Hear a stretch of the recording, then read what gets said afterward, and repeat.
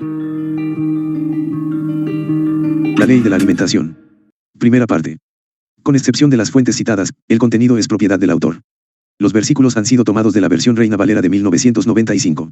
Andrés Mengíbar, email, mengibar@catvision.com. En cierta ocasión me encontré con una persona proveniente de un país asiático con la cual después de algunos minutos procedimos a entablar conversación respecto a las diferencias entre su país de origen y el mío. A medida en que la confianza aumentaba, tuve la oportunidad de preguntarle respecto a algo sobre lo cual tenía deseos de confirmar. Preparé la pregunta buscando no ofenderle, y se la hice no sin antes pensar en que su respuesta podía mostrarme su descontento. Mi pregunta, que más que todo la disfracé de aseveración, fue: me han dicho que en algunos países de Asia, por no decirle, en el tuyo, comen escarabajos, moscas, cucarachas y otras cosas como esas. Ante mis palabras yo esperaba recibir su reprobación y negativa, pero no fue así. Sorpresivamente el hombre cobró gran ánimo y empezó a describir lo que en su hogar se hacía. Él me dijo: si supieras qué buen sabor tiene el consomé de cucarachas. Mi esposa sabe cómo prepararlo y queda delicioso. Para demostrarme que su esposa sabía cómo aderezar cucarachas, procedió a explicarme el proceso. Inmediatamente, con ojos brillantes, me explicó que un buen plato de perro o de gato es una experiencia enteramente agradable. Realzando a su esposa me dijo que ella poseía bastante habilidad para aderezarlos. En algunos países de esa área, además de moscas, hormigas, monos, gusanos, escarabajos y culebras, también se comen los murciélagos, que por cierto estirándoles las alas miden algo así como 1 metro. En otra ocasión tuve la oportunidad de mirar un programa cultural respecto a los aborígenes australianos. Me pareció curioso que uno de ellos, acompañado de un explorador de ese país, procedió a entrar a un lugar pantanoso en donde el lodo les llegaba un poco más abajo de la cintura. Introdujeron sus manos en el lodo y empezaron a buscar. No les fue difícil encontrar lo que no sé si eran lombrices gigantescas o culebras, gruesas como un antebrazo de hombre y con un poco más de 1 metro de largo. Las asaron en las brasas y se las comieron. Generalmente se dice que comer determinados animales no es más que cosa de cultura, de lugar geográfico y de supervivencia. Por consiguiente, lo que para unos es comestible a otros les causa estupor. Humanamente hablando, eso es cierto, la persona normalmente come lo que en su ambiente se toma como comestible y desecha aquello que no se toma como comestible. Así es como las cosas suceden entre los humanos. Dios conoce las intenciones humanas, sabe que en medio de su curiosidad el hombre es capaz de comer todo lo que se mueve, lo que se pone frente a los ojos, cuya tendencia, por cierto, es producto del error cometido en el jardín del Edén cuando el hombre transgredió la orden divina de no comer del fruto prohibido. A partir de ese entonces el humano come de todo lo que es prohibido. Dios no ha dejado a todos los animales para que el hombre pueda comerlos. Por razones desconocidas por los humanos, el Creador ha prohibido comer cualquier animal aunque la ciencia no encuentre razones válidas para tal prohibición. Razones de peso deben haber para no permitir que los humanos coman de todo lo que se mueve. Esas razones las desconocemos, pero seguramente son de suficiente peso como para que Dios lo haya ordenado.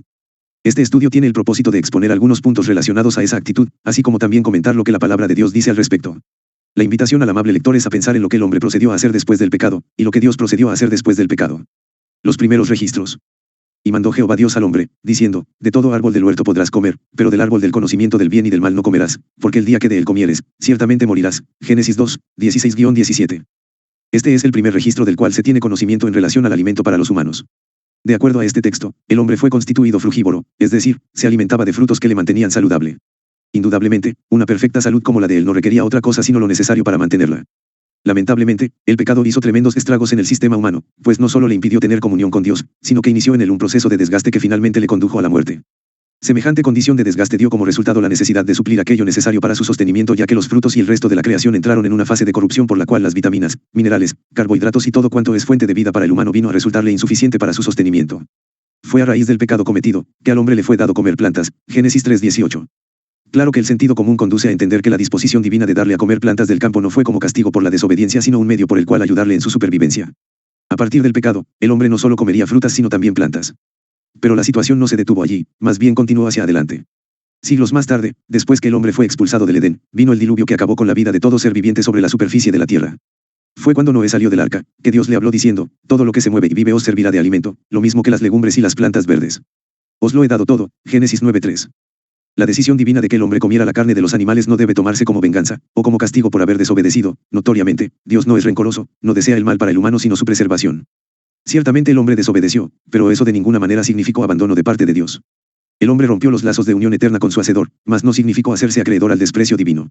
Dios siempre se ha preocupado por el bien del humano, por lo cual se entiende que al haberle permitido comer carne, lo hizo por motivos claros que seguramente le parecieron adecuados y como buen suplemento alimenticio. Es interesante volver la mirada al versículo 3, todo lo que se mueve y vive os servirá de alimento, porque hace saltar a la vista la pregunta: ¿estaba Dios enojado con el hombre al grado de castigarlo haciéndole comer incluso animales ponzoñosos a fin de que padeciera grandes estragos en su salud? La respuesta continúa siendo no, Dios no actúa como lo hacen los humanos. ¿Qué podría significar esta frase hoy para los lectores de la Biblia, más de 5000 años después que le fue dicha a Noé? Sin temor a equívocos, hoy la frase todo lo que se mueve y vive significa precisamente todo, sin excluir escarabajos, camellos, cerdos, caballos, pulpos, ostras, etc. Pero significó lo mismo para Noé. Entendió el que Dios le estaba diciendo que podía comer lagartijas, camaleones, murciélagos, hienas, tarántulas, sanguijuelas, babosas, lombrices, etc. El sentido común del cual estamos dotados claramente nos hace ver que la frase todo no incluye semejante cosa. Indudablemente, el sentido de las palabras divinas no ha de ser entendido como que dio libertad a Noé para comer cualquier animal. Las personas de las cuales la Biblia nos cuenta poseían sentido común como nosotros en la actualidad. La Escritura claramente informa que los humanos conocían que había diferencia entre animales limpios e inmundos, o sean animales que se pueden comer y animales que no se pueden comer. Véase el ejemplo siguiente. De todo animal limpio tomarás 7 parejas, cada macho con su hembra, pero de los animales que no son limpios, una pareja, un macho con su hembra. Génesis 7:2. No se encuentra en el relato bíblico cuándo fue que Dios dio a conocer la diferencia entre animales limpios e impuros. Con todo, Noé conocía esa diferencia, él conocía cuáles son los animales limpios y los no limpios. De hecho, al darle Dios la orden no vaciló en obedecer. De no haber sabido nada acerca de la diferencia entre animales, primero habría tenido que ser instruido por Dios al respecto, pero no fue así, Dios dio la orden y él obedeció. Es más, Dios mismo declara que salvaría a Noé por haberle hallado justo en su generación. O sea, Noé era santo, libre de pecado y obediente a la voluntad del Creador, lo cual lleva a concluir que no comía cualquier cosa, sino aquello que provino de la mente divina como comestible para los humanos.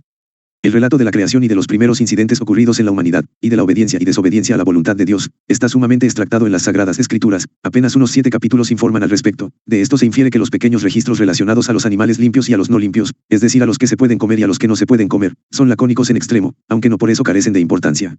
El entendimiento del cual estamos dotados obtiene suficiente información de estos registros. Conceptos sobre ley de la alimentación. En algunas ocasiones se comenta que la ley de la alimentación fue dada exclusivamente al pueblo israelita, y que los cristianos están desobligados a obedecerla. Tal declaración posee un lado correcto y uno incorrecto. Ciertamente Dios dio todas sus leyes a Israel porque ese era su pueblo. Dios no dio sus leyes a los egipcios, a los griegos, a los caldeos, etc. Con ningún otro pueblo hizo Dios un pacto sino solo con Israel. De consiguiente, es acertado afirmar que la ley de la alimentación, como todas las otras leyes, fueron dadas a ellos y no a otro pueblo. De manera que cuando se dice que Dios dio la ley de la alimentación a los israelitas se dice una verdad irrefutable, sencillamente porque ellos eran el pueblo escogido, ningún otro pueblo fue escogido por Dios. Pero afirmar que los cristianos no necesitan obedecer tal ley, es cosa que merece profunda consideración. Normalmente se piensa que el nuevo pacto es para los cristianos, y que dentro de él no existen obligaciones de guardar leyes sencillamente porque Cristo las obedeció a favor de su pueblo. Esto es un tremendo error que merece urgente estudio, vea por favor, o solicite el estudio del nuevo pacto. En honor a la verdad puede decirse que ser hijo de Dios por la sangre de Cristo no desobliga a nadie de obedecer las leyes morales divinas, al contrario, le obliga a su obediencia, y a Dios le da la autoridad legal para salvar o para condenar a la persona en el día postrero. Razón para que Israel obedeciera la ley de la alimentación. Deuteronomio 14, 2-3 dice: Porque eres pueblo santo a Jehová, tu Dios, y Jehová tu Dios te ha escogido para que seas un pueblo único entre todos los pueblos que están sobre la tierra. Nada abominable comerás. Después que Dios hubo sacado al pueblo de Israel de la esclavitud egipcia, su empeño fue a establecer con ellos una relación sumamente estrecha. Tal relación se debe al alto aprecio que les tiene. Fue precisamente debido a eso que se estableció el antiguo pacto en el monte Sinaí. Poco antes de ser concertado ese pacto, Dios les informó que si ellos lo aceptaban, serían ubicados en una posición sumamente excelente, misma que incluía el honroso calificativo de pueblo santo. Si Dios declaró santo al pueblo, significa que ellos eran un pueblo santo. Es debido a eso que Deuteronomio 14, 2-3 claramente dice: Porque eres pueblo santo a Jehová tu Dios. Nada abominable comerás. De acuerdo a este pasaje, Israel no debía comer animales inmundos porque era pueblo santo. Ellos debían evitar comerlos no para ser santos, sino porque lo eran. Quizás el concepto divino sobre el cual la santidad se preserva diste mucho del concepto humano. Para muchos humanos, para que las personas sean santas no deben practicar las cosas malas, en cambio para Dios, las personas no las deben practicar porque ya son santas, y mediante la abstención del pecado preservan esa santidad. Así entonces, Israel no debía comer animales inmundos porque era pueblo santo para Dios. Lista de animales limpios y no limpios. Estos son los animales que podréis comer: el buey, la oveja, la cabra, el ciervo, la gacela, el corzo, la cabra montés, el íbice, el antílope, y el carnero montés.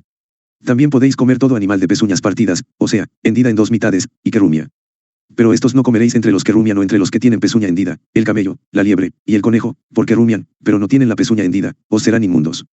Tampoco el cerdo, porque tiene la pezuña hendida, pero no rumia, os será inmundo. De la carne de estos no comeréis, ni tocaréis sus cuerpos muertos. Deuteronomio 14, 4-8.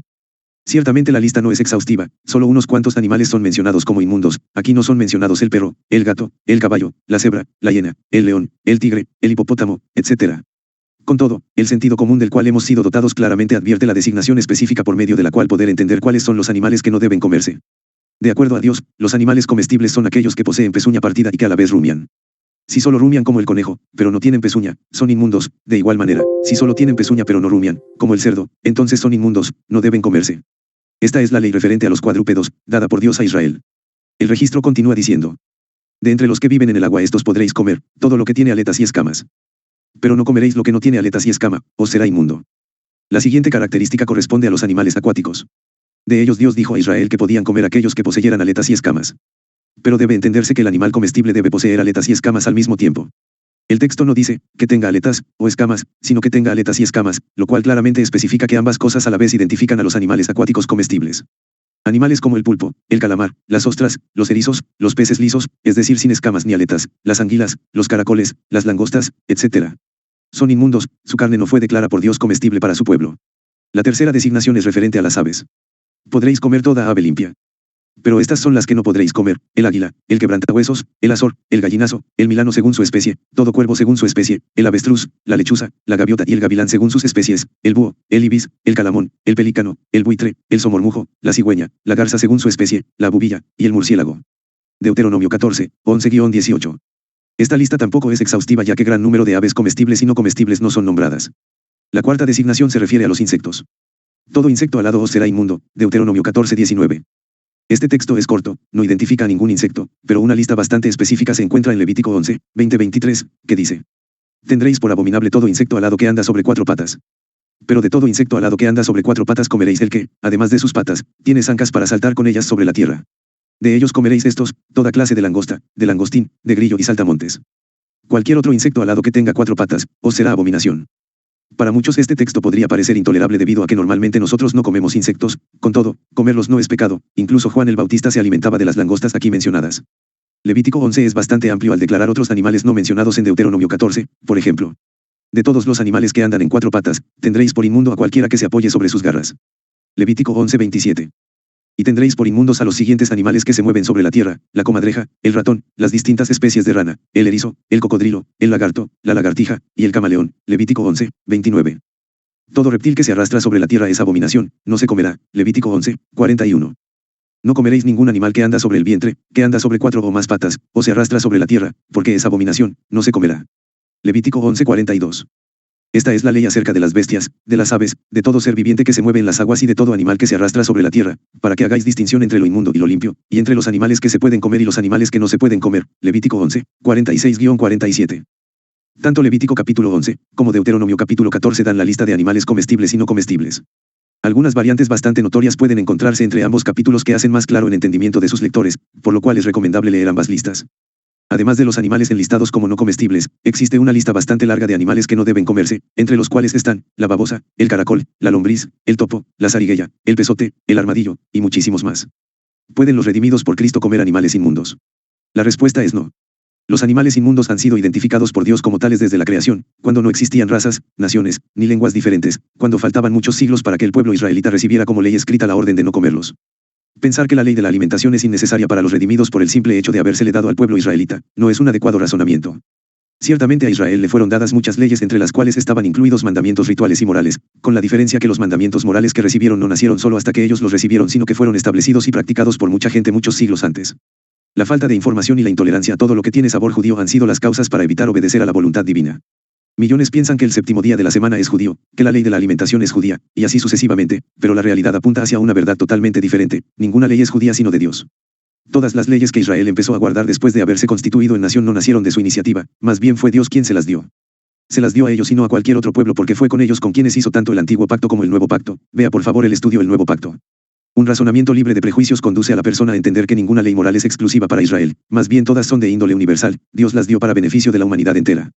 La ley de la alimentación está dentro de esas leyes morales y son para beneficio de la humanidad entera en la misma manera en que lo es no matar, no robar, no adulterar, etc.